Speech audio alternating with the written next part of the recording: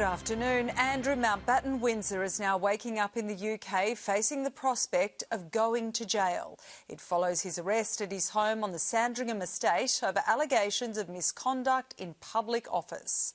This picture of Andrew as he was driven away from a police station after hours of questioning has now been published around the world. The Sun newspaper in London printing it alongside the headline, "Now he's sweating." Our Europe correspondent Jacqueline Robson is outside Buckingham Palace. Jackie, the former prince hasn't yet been charged, but he is still under investigation. He is, Sally, so Andrew could be brought back in for questioning at any moment. But last night he spent his night in bed, in his own bed, after 11 hours in custody. He was arrested around breakfast time and no doubt spent much of the day under police questioning. He's under suspicion of misconduct in public office, this relating to his time as UK trade envoy. The emails that emerged in the Epstein files suggest that he had been sending confidential documents on to the convicted pedophile Jeffrey Epstein about things like trade opportunities and investment opportunities.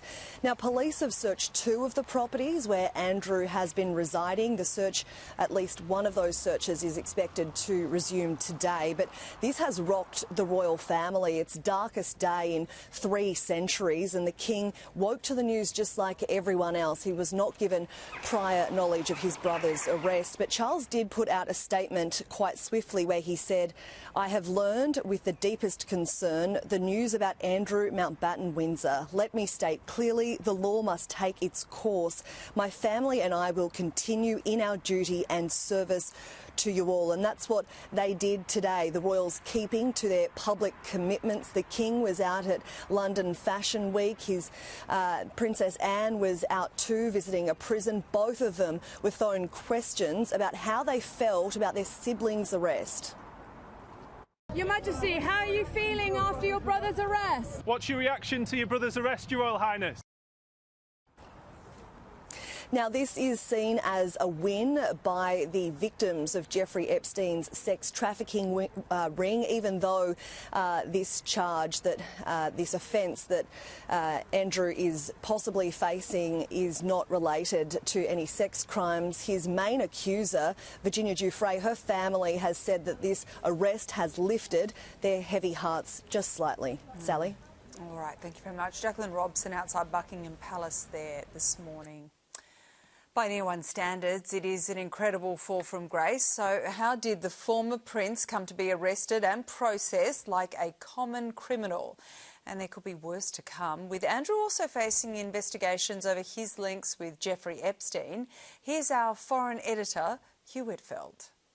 MPs are all in the green. Fuel is sufficient at 500 kilograms. At the height of his public popularity, Andrew was fighting as a helicopter pilot in the Falklands War. Born in 1960, he is the third child and second son of the late Queen and her husband Prince Philip. With Charles destined for the throne, Andrew took the traditional path of his second son, service in the armed forces. He's also known as Action Man 2. He spent 22 years in the Royal Navy before being named Britain's Special Representative for International Trade and Investment in 2001. And that's where this trouble starts. In the recently released Epstein files, suggestions he passed on official government documents to the late disgraced financier. Well, I think that's a matter for the police. They will conduct their own investigations. But one of the core principles in our system is that everybody is equal under the law and nobody is above the law. Andrew has always denied any wrongdoing over his links to Jeffrey Epstein, but it was this photo with Virginia Giuffre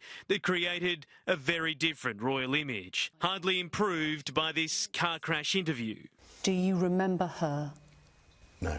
I have no recollection of ever meeting her. He eventually settled out of court with Giuffre, who took her own life in April last year. Him being arrested may not have been for the direct reason of sexual assault or for my sister, but we have to acknowledge that we wouldn't be at this stage without my sister and the brave survivors that are coming forward. King Charles finally stripped Andrew of his remaining royal titles and took away his home at Royal Lodge on the Windsor estate. This is just an extraordinary fall from grace. Here was a man that was born into wealth and privilege, a Royal Naval officer, decorated, and now he's been languishing in a police station all day today on his 66th birthday, answering questions. If Andrew is charged, he will have gone from fighting for his country to fighting for his freedom. Hugh Whitfield, 7 News.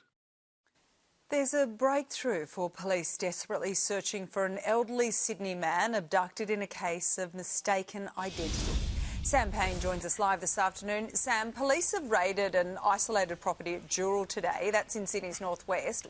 What have they found?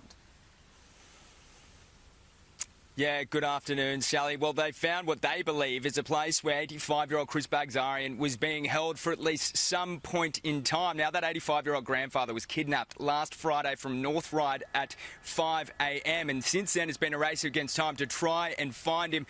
And then last night they raided a property here in Dural, northwestern Sydney. Going inside, and it's understood they were able to link kidnapping videos that were circulating throughout the underworld earlier this week to features inside this house. Now, all morning they've been bringing out bags of evidence, a piece of carpet. We've seen a line search from a riot squad in the bushland surrounds. We've seen a sniffer dog as well as forensics. Now, Chief Detective Inspector Andrew Marks spoke at a press conference earlier today urging the public for their assistance.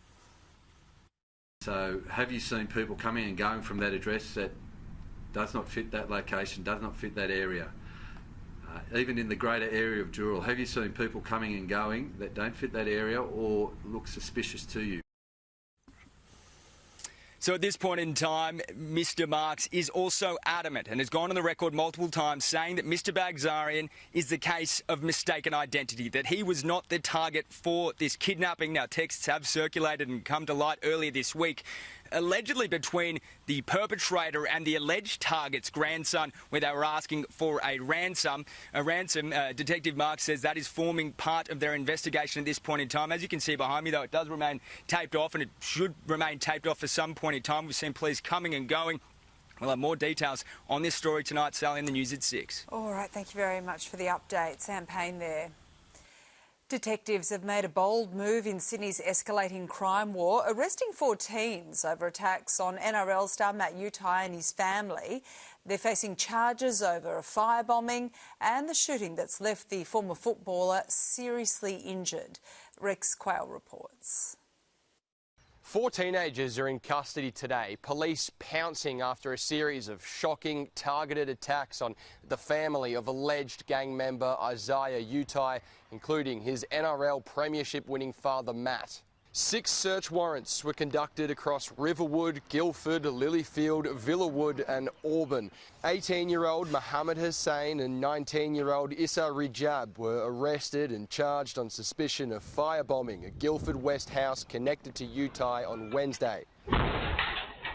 Rijab also allegedly found with a kilo of cocaine at his house. He's facing drug possession charges. 19-year-old Khaldun Kazma was arrested in Guildford and a 16-year-old was detained in Auburn, both of them accused of helping the shooting of Matt Utai on Tuesday. These arrests under Strikeforce Halzayan have been the result of good, fast-paced police work, but it doesn't stop there. It's all part of an escalating feud between newly formed Coconut Cartel and the notorious Alameddine crime family, which also saw another house connected to Isaiah Utai in St Clair get peppered with bullets on Wednesday.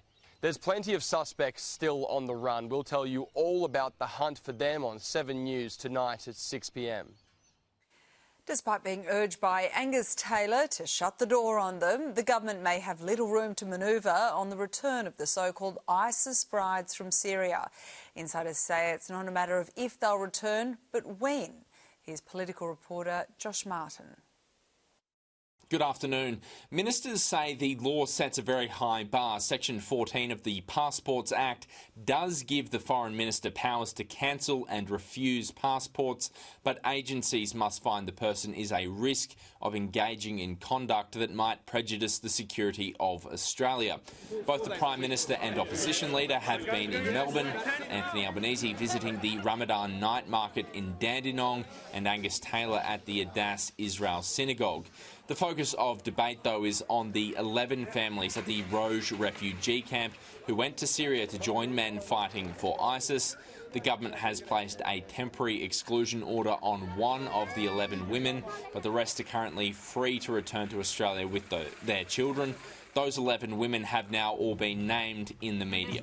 There's frankly limited ability for governments to go outside of those strict constitutional limits. Why on earth they wouldn't use the power to reject passports for people that potentially pose a risk to Australian citizens, that's something that I think that all Australians would rightly expect an explanation for.